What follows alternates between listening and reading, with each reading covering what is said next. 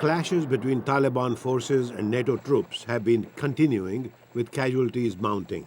Last week, there were reports that a new U.S. intelligence estimate shows the war in Afghanistan in a downward spiral.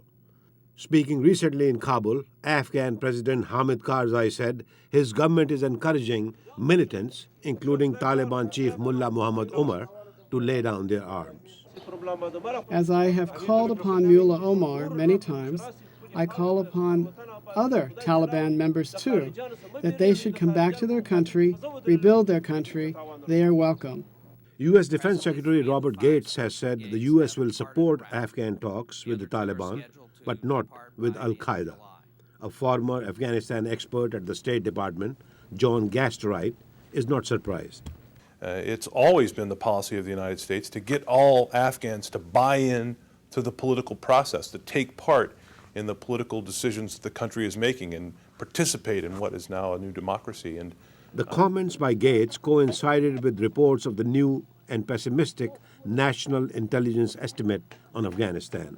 The fact that the National Intelligence Estimate says that the war isn't going as well as we'd like just highlights the need to re-energize key parts of the strategy to get those fighters to buy into a better system, a democratic system. Afghan President Karzai has said he is seeking help from Saudi King Abdullah. He wants the Saudis to facilitate peace talks with the Taliban.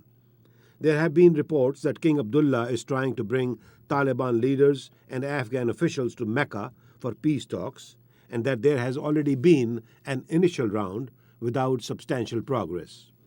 Marvin Weinbaum at the Middle East Institute is not optimistic. He believes the Taliban can exploit the peace overture.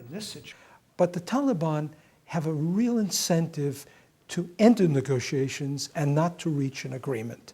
That is, to enter negotiations and be treated as an equal, to be treated as a state, to get the legitimacy that they get from sitting down at the same table, so that they're certainly not a guerrilla organization, a terrorist organization. Haider Malik is a senior fellow at the Joint Special Operations University run by the U.S. Defense Department. He says the Taliban may think they are negotiating from a position of strength, but in 2 to 3 years, they are bound to lose their grip on the population, and they will not be able to deliver on promises to provide essential services. Sometimes their finances run out, other times motivational issues, and I think they will reach that saturation point. So if they're smart, they will try to cut a deal now and get the best outcome. Malik says al-Qaida could be the loser if there are talks between the Taliban and the Kabul government. The talks could separate the Taliban from al-Qaida, even if they do not spark an agreement. Ravi, Khanna, VOA News.